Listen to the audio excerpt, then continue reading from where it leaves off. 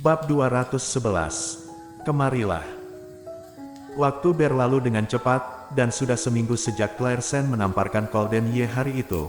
Sejak Claire Sen mengaku di depan Sally Han bahwa dia menyukai Colden Ye, ingin menjaganya sepanjang waktu yang tersisa. Hatinya perlahan menjadi tenang.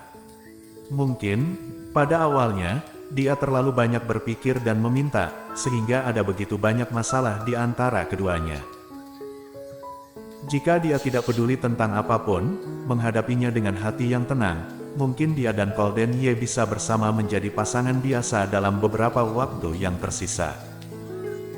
Jadi, Claire Sen sudah memahami, daripada memperhitungkan banyak hal, lebih baik berhubungan dengan rukun.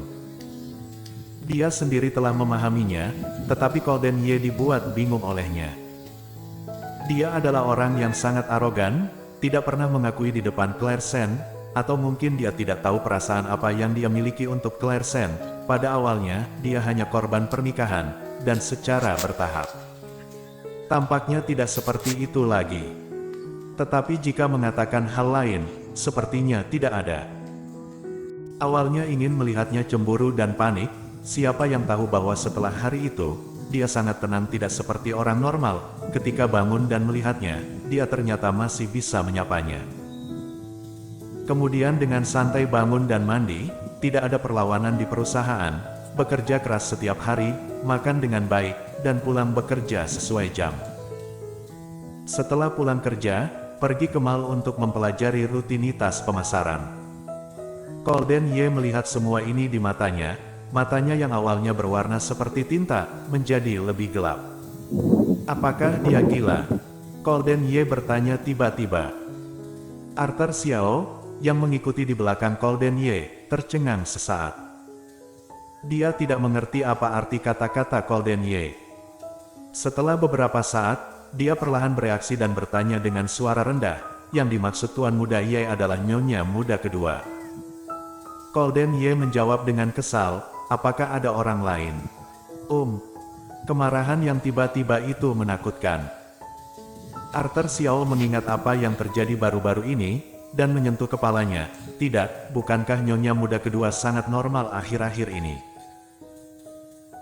Dia berbicara dengan Colden Ye dengan tenang dan damai setiap hari, bahkan jika Colden Ye berusaha menindasnya, dia juga tidak marah dengan Colden Ye seperti sebelumnya. Bagaimanapun, dirinya begitu damai, jadi Arthur Xiao merasa bahwa ini adalah hal baik.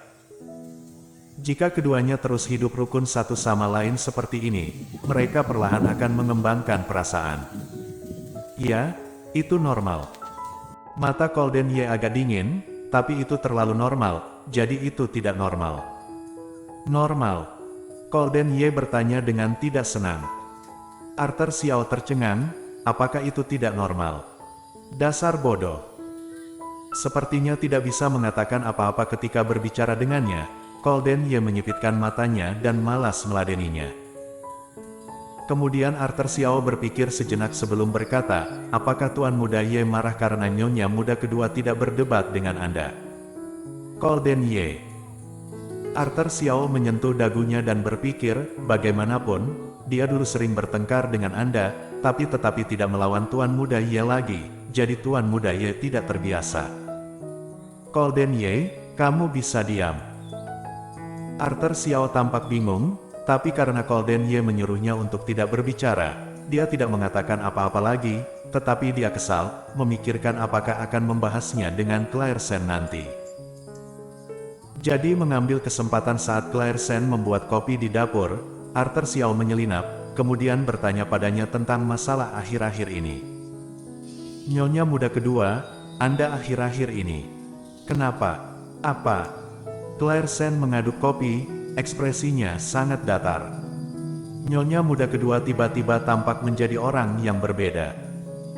Gerakan Claire Sen terhenti, lalu dia mengangkat bibirnya dan berkata, bukankah itu bagus? Kurasa bagus untuk menjadi begitu tenang setiap hari. Setidaknya, dia tidak perlu sedih tentang hal-hal tidak nyata itu.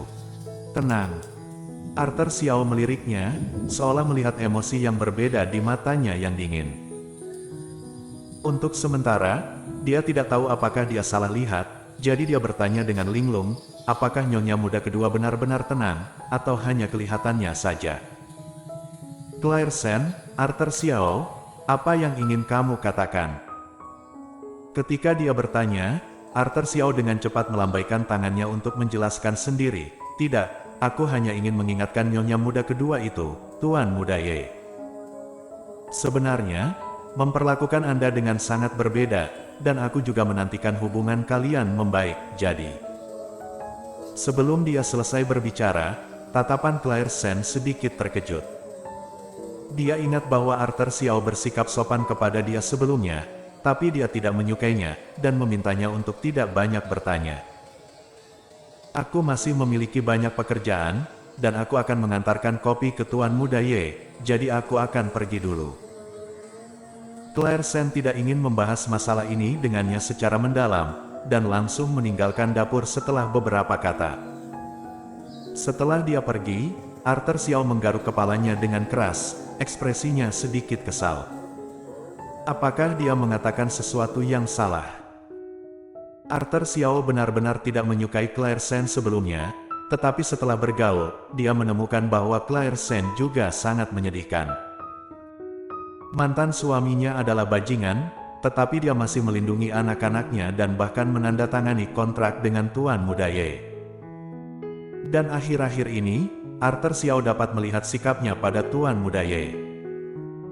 Dia jelas bukan tipe wanita yang mereka pikir pada awalnya, serakah akan kekuasaan dan martabat.